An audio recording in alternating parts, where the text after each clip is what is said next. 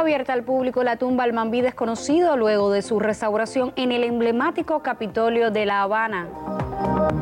Concluyó en la ciudad de Santiago de Cuba la 11ª Bienal de Oralidad Luis Carbonell.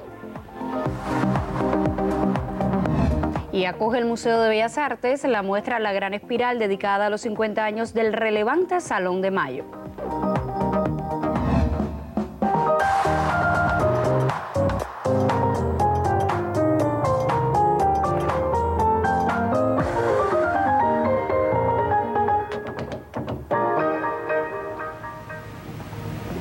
Saludos desde La Habana. Abrimos la semana de emisiones del noticiero cultural de la televisión cubana este lunes 16 de octubre de 2017. Diversas acciones de restauración ejecuta la oficina del historiador de La Habana en los espacios del Capitolio Nacional. Poco a poco se devuelve la belleza a ese edificio patrimonial que acoge la sede del Parlamento cubano. La tumba al Mambí desconocido acaba de ser restaurada y está abierta a los visitantes en uno de sus espacios. El Capitolio Nacional, inaugurado el 20 de mayo de 1929, es uno de los símbolos más importantes del país. 3 años de construcción bastaron para levantar una de las sedes de gobierno más hermosas de la región. Sin embargo, una sala del edificio no se completó. Se trata de la tumba al Mambí desconocido. Honra la memoria del héroe anónimo que dio su vida por la independencia, según referencia el libro del Capitolio, único testimonio del proyecto. Cuando la oficina del historiador de la ciudad intervino el inmueble para su restauración capital, se concibió devolverle el uso original a cada uno de los espacios, entre ellos al mausoleo. En un sarcófago con la inscripción al Mambí desconocido descansan los restos mortales de un soldado cubano sin identificar, exhumados del Panteón de los Veteranos de la Independencia de la Necrópolis de Colón. Rodean el cenotafio las banderas de las naciones americanas, incluidas las de Estados Unidos, España y Portugal. Una réplica en mármol de Carrara de la escultura de la República de Angelo Zanelli completa el nicho principal, mientras a su lado y tallados en bronce se exponen el escudo de armas del país, una reproducción de las palabras de Carlos Manuel de Céspedes al ser proclamado presidente en la Asamblea de Guaymaro, y las notas del himno de Bayamo, que se escuchan también en la paráfrasis del compositor Hubert de Blanc. La tumba al Mambí desconocido en el Capitolio Nacional estará abierta al público en los horarios de 8 de la mañana al mediodía y de 1 de la tarde hasta las 4:30 pasado meridiano. Su visita permite comprender el proceso independentista desde el alzamiento en la de Majagua hasta el triunfo de la Revolución. Y como ha asegurado el historiador de la ciudad, el doctor Eusebio Leal Spengler, allí se venera el fundamento moral, político e histórico de la nación, los restos mortales de un soldado cubano desconocido a cuyos esfuerzos y sacrificios sin nombre se debe el nacimiento de Cuba como república. Ha sido un trabajo de Joel Guerra y Thais Roque para el Noticiero Cultural.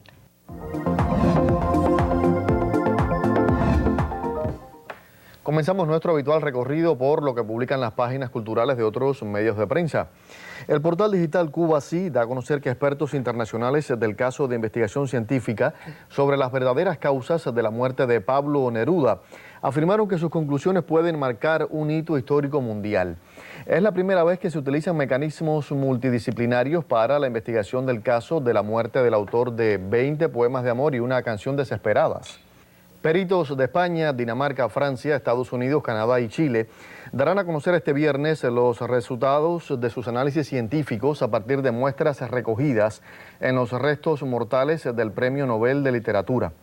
Por su parte, la agencia de noticias Prensa Latina informa que el grupo de embajadas de América Latina y el Caribe en Sudáfrica y la Universidad UNISA anunciaron la celebración de una jornada de cine que a partir del miércoles próximo mostrará en Pretoria, capital del país, una panorámica del quehacer cinematográfico latinoamericano en esa parte del mundo. Cintas de Argentina, Brasil, Cuba, México, Panamá, Venezuela, entre muchos otros, presentarán al público local una variedad de sus producciones. Según se anuncia, Venezuela abrirá la muestra con el drama Venecia del director Halik Ghazarian, mientras que el 20 de octubre, que coincide con el Día de la Cultura Nacional, será mostrado El Ojo del Canario de Fernando Pérez, que presenta la vida de José Martí durante su niñez y juventud y que logró el premio Ariel en México a la mejor película iberoamericana, entre otros importantes lauros. Y terminamos nuestro recorrido en la Cubana de Noticias, que se hace eco de la repercusión del concierto que la joven intérprete Luna Manzanares ofreció este fin de semana en Guantánamo como parte de la gira nacional que desarrolla la artista. El espectáculo tuvo lugar en el Teatro Guaso y arrancó emociones de un público que reconoció en la artista calidad interpretativa y potente y hermosa voz, en la que cobran vida desde la trova, el feeling, la canción, hasta la música brasileña, el jazz y los cantos africanos que echaron raíces en este archipiélago. Eso es algo que no puedo entender. Y precisamente con el más reciente videoclip de Luna Manzanares cerramos nuestra revista de prensa por hoy, Indira. Nos vemos este martes. Muchísimas gracias, Dior. Aquí te estaré esperando. Tiempo para hacer una primera pausa. Al regreso, la periodista Magda Recic conversará en el estudio con José Oriol, director del Grupo Teatro de los Elementos de Cienfuegos. Manténgase junto a nuestra señal informativa. Es tiempo para mensajes promocionales.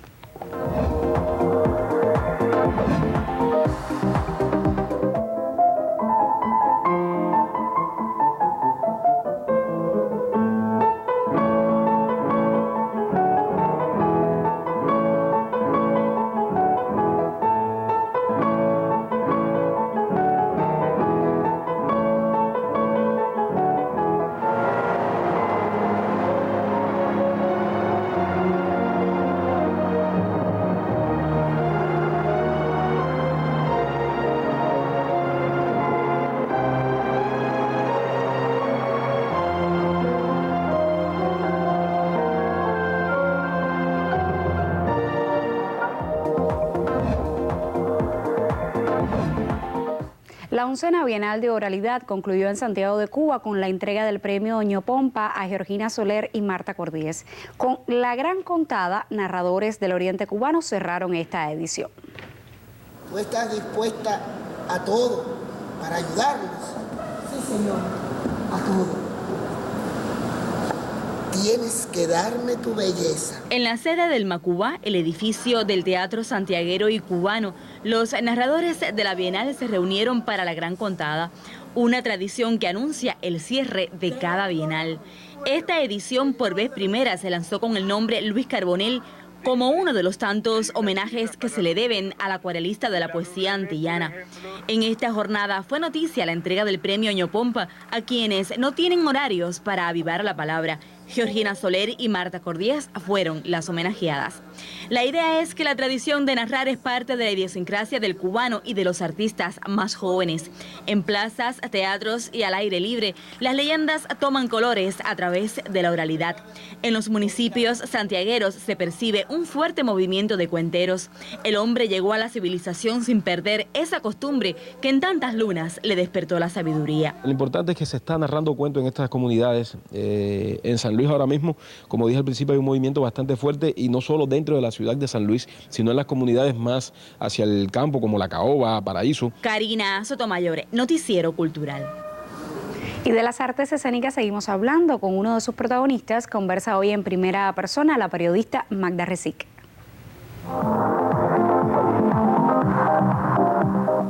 Nuestro invitado de hoy en primera persona es un hombre para quien el teatro forma parte esencial de la vida.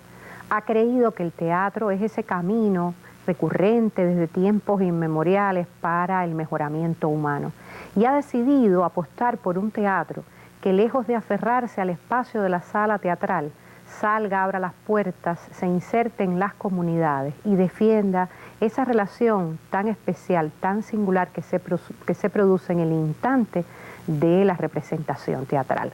Se trata también de un hombre cuya pedagogía ya es reconocida en nuestro país y en el mundo. José Oriol, a quien mucho agradezco su presencia en nuestro noticiero cultural. Bienvenido. Muchas gracias. Y el teatro siempre ha sido esa pasión, eso es indiscutible. Para Oriol, el teatro es la vida, pero es un teatro de otro tipo. Es un teatro por el que no apuesta todo el mundo. Es un teatro que se acerca a lo humano del ser. ¿Cómo representas oralmente, a partir de la palabra hablada, lo que has querido defender con tu teatro Los Elementos? Hay un antecedente importante en toda la zona donde yo vivo, que es el Teatro Escambray. De niños y de jóvenes aprendimos a ver obras que discutían los problemas de los seres humanos de aquel lugar, sus confrontaciones, su mejoramiento en la vida.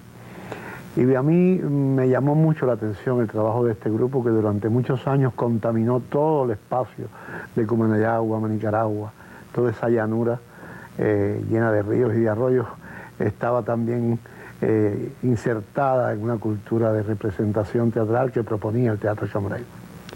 Después he encontrado modalidades a lo largo del tiempo. Digamos, hay una llamada teatro espontáneo, playback theater, que yo logré aprender en Nueva York en un curso de verano con Jonathan Fox. Y en ella la inmediatez del teatro es tal que cuentas una historia y se representa de inmediato frente a tus ojos sin que los actores tengan que ir a aprender nada y a ponerse una ropa distinta. Y eso da una confrontación satisfactoria, que llena a la gente de júbilo, que discute sobre un tema cotidiano. Y en el Teatro Espontáneo tenemos un líder, que es Isnoel Llanes, un actor muy experimentado de mi grupo, que ya está haciendo un evento internacional sobre este Teatro Espontáneo Playback Theater en Cumanayagua, todos los años, con participación de muchísimos teatristas cubanos y extranjeros.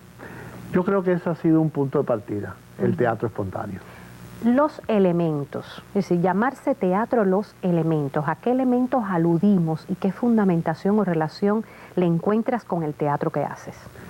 Bueno, de principio, cuando anduvimos por esas comunidades que tú conoces, Romerillo en La Habana, Jacksonville en la Isla de la Juventud, Barranca en Santiago de Cuba y Cumanayagua en Cienfuegos, pues andábamos, al decir de Norge Espinosa, como unas especies de náufragos que vivíamos bajo las estrellas, que respirábamos ese aire de la madrugada, y eso de aire, agua, fuego y tierra marcó, al decir de este poeta, entonces uno de mis actores aprendices, marcó la pauta del teatro de los elementos, o sea, los elementos primigenios de la creación.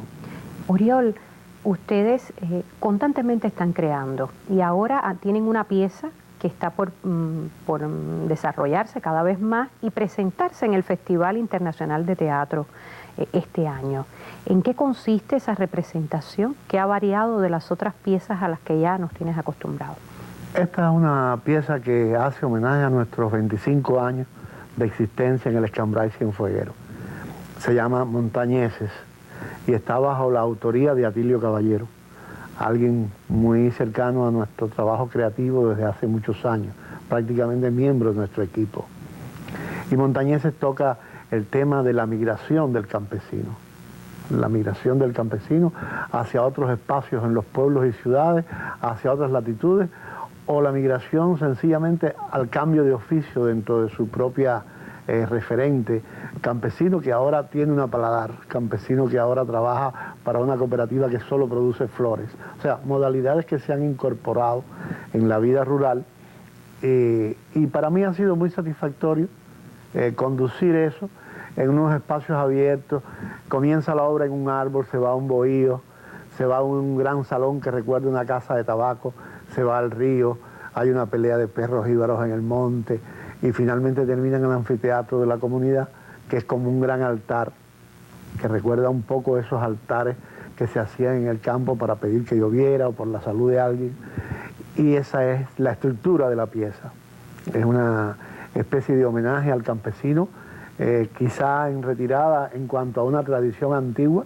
Está surgiendo otro campesino, habrá otra cultura del campesinado dentro de unos años, pero por lo pronto ha sido muy reconocida por la crítica especializada y muy aplaudida por los coterráneos, que eso es una cosa importante en la vida de un creador. Muchas gracias. Gracias a José Oriol por su presencia en nuestro noticiero cultural. Gracias a que ha estado aquí, nos hemos podido acercar, viajar un poco en nuestro propio territorio nacional y acercarnos al centro de la isla, a ese corazón de Cumanayagua, donde el teatro tiene una gran razón de ser, y así él nos los ha fundamentado hoy. A ustedes les recomiendo que se mantengan con nuestro noticiero cultural.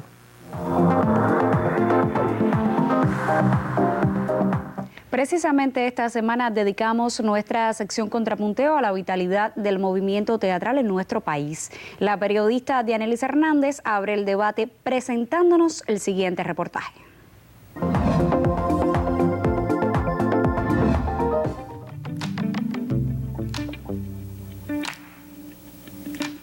Cuba tiene desde hace muchos años un movimiento escénico en constante renovación y vitalidad. Espectáculos para los más variados gustos, desde el teatro clásico hasta el teatro experimental y de vanguardia. A debatir sobre el teatro cubano que se hace hoy en la isla y sus retos, dedicamos este contrapunteo.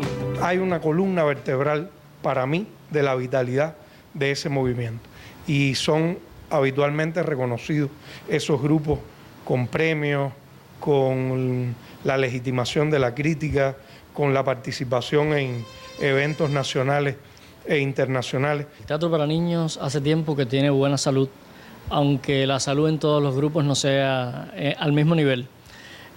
Por desgracia todavía tenemos grupos que se han quedado como dormidos en el tiempo. Se está haciendo mucho teatro y sí, creo que hay teatro para todos los públicos. Es muy difícil tener un público, presentir un público y trabajar para un público y crear una comunicación con el público.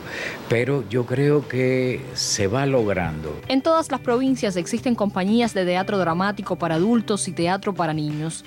Incluso algunos municipios más alejados de los grandes centros urbanos han producido grupos de importancia meridiana.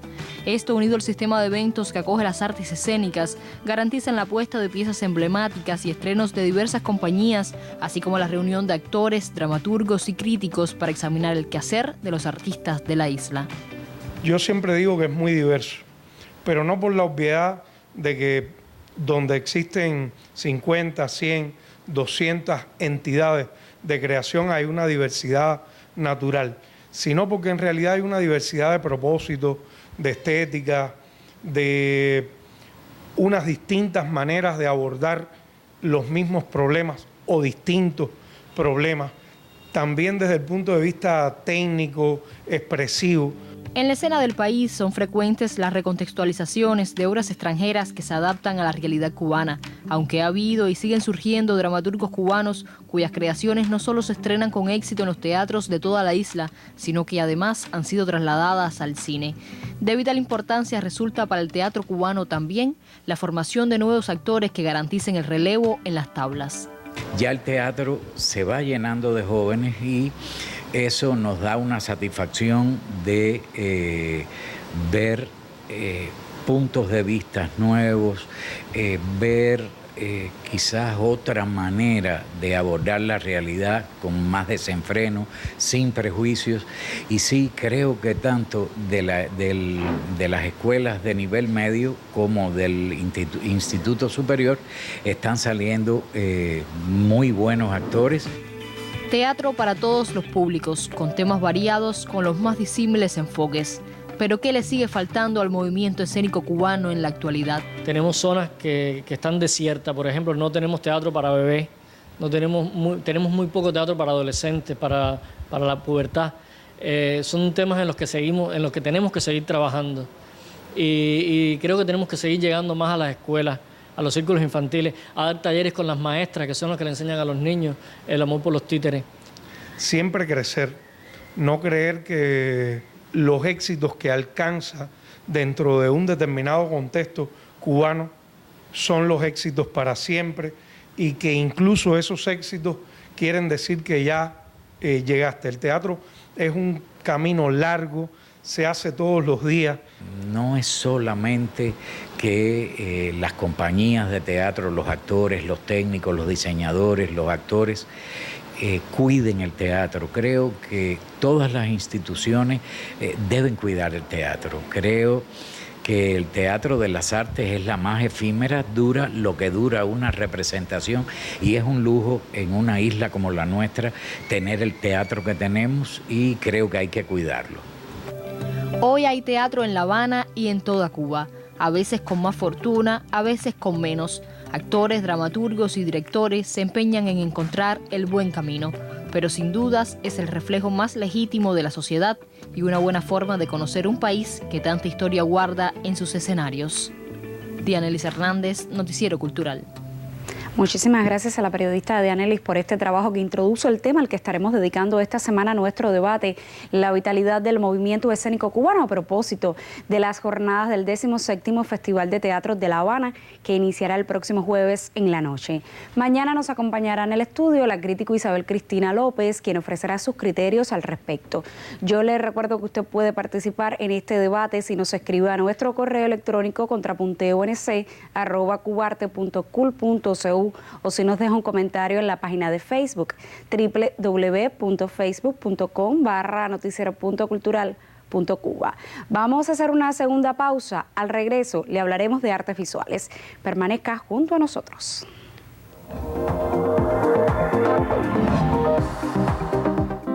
La Casa de Iberoamérica convoca del 24 al 30 de octubre de 2017 a la 23ª Fiesta de la Cultura Iberoamericana.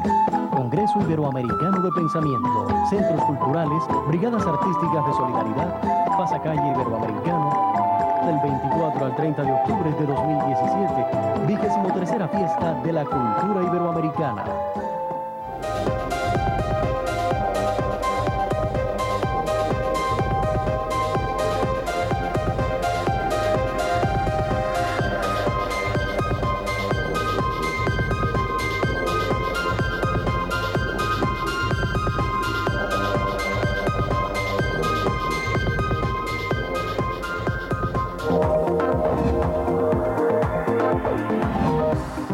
En 1967, gracias al empeño de Wilfredo Lang y otros importantes artistas, el Salón de Mayo de París por vez primera cruzó el Atlántico.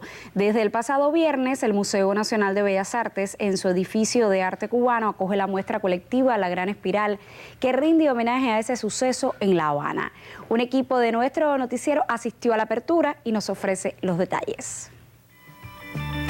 En el verano de 1967, Cuba entró en el mapa del arte universal contemporáneo. Puede parecer demasiado absoluta la afirmación, pero el Salón de Mayo, que llegó a La Habana desde París, significó un antes y un después para la creación nacional. No solo porque tuvimos la oportunidad de ver a los artistas que entonces formaban parte de la nueva figuración europea, sino porque la propia presencia del Salón de Mayo en el pabellón Cuba generó una relación del arte con el público como nunca antes se había logrado en Cuba.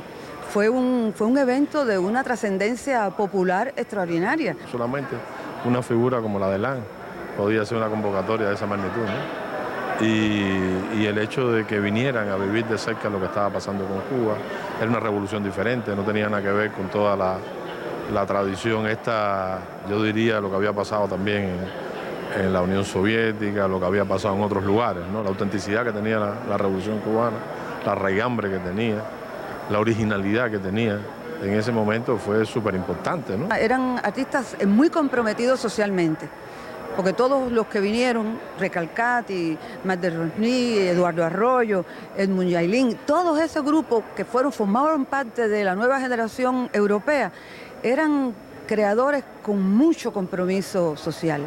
50 años después, el Museo Nacional de Bellas Artes presenta en su edificio de arte cubano la exposición La Gran Espiral, que reúne piezas de artistas cubanos y extranjeros que se exhibieron en aquella oportunidad. Es una exposición que intenta demostrar que con los fondos del museo también se pueden hacer grandes exposiciones colectivas. Yo pienso que como fue importante para el arte cubano ese salón colectivo del año 67, también debe ser una experiencia para nosotros mismos como curadores. Y esta exposición encima pone a dialogar las obras de los artistas extranjeros que estuvieron en Cuba en el año 67 con la producción cubana. El punto neurálgico de aquella cita era un gran mural pintado por un centenar de artistas. Es la obra principal de la muestra que se exhibe ahora, una gran espiral de múltiples figuraciones en la que se puede identificar un eje temático, la épica de la joven revolución. Lo más importante de cualquier museo tiene un compromiso con la historia para poder entender el presente y para un poco replantearse el futuro, ¿no? Y en ese sentido yo creo que los 60 es una década fundamental. La exposición estará abierta hasta el 11 de diciembre. Yuris Nórido, en el Noticiero Cultural. Y al cierre de esta emisión seguimos hablando de artes visuales para acercarnos al universo de un reconocido creador de nuestro país. Jesús Lara se nos muestra en Fuego y Meditaciones desde las tantas maneras y técnicas en las que se puede expresar en su interés creativo. Una vez más exhibe sus múltiples propuestas desde la Galería Teodoro Ramos en El Cerro. Lo diverso se da en mi obra como necesidad y como expresión de la vida misma, ¿no? O sea, muchas veces se preguntan muchas personas, incluidos artistas y críticos, que por qué no tengo una línea, o sea, que si con una línea no me siento cómodo.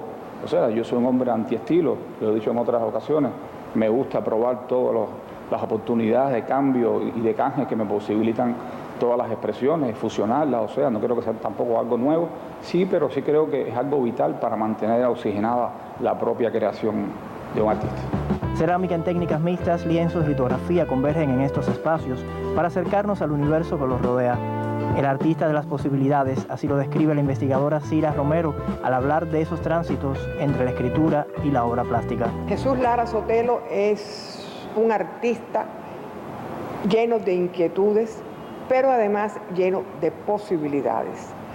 Por eso es que yo en algún momento lo he llamado de ese modo, Jesús Lara Sotelo, el artista de las posibilidades. Muy destacado en el terreno de la plástica, en las más diversas manifestaciones, pintura, cerámica, en fin, muchas manifestaciones de la plástica, pero también Lara hace ya bastantes años que ha comenzado a destacarse en el mundo de la literatura. Él tiene un mundo, y valga la repetición, muy particular. Un mundo que está conformado por inquietudes personales, por inquietudes culturales, por inquietudes científicas, y todo esto él lo ha ido amalgamando, pudiéramos decir, de un modo en su obra literaria. Fuego y Meditaciones es una especie de continuidad de la muestra Poemas Capitales, exhibida hace unos días en Luz y Oficios, otro acercamiento visual a esas tantas inquietudes desde nuestra contemporaneidad.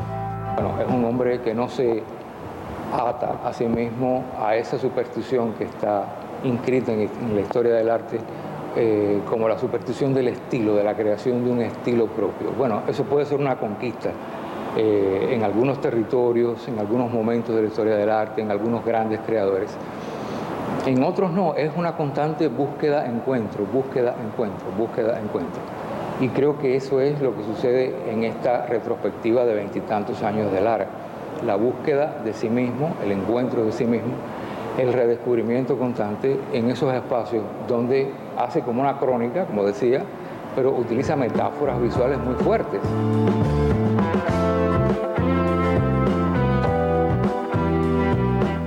Roilán Pardo Cabrera, Noticiero Cultural.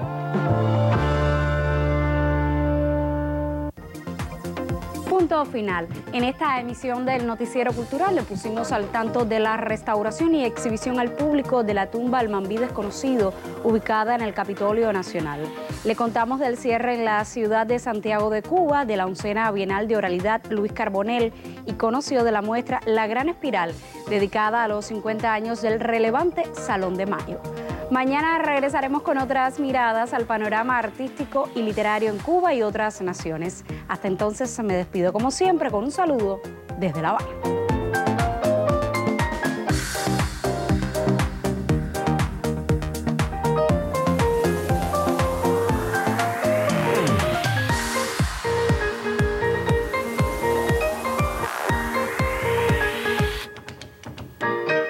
Jornada por el Día Mundial de la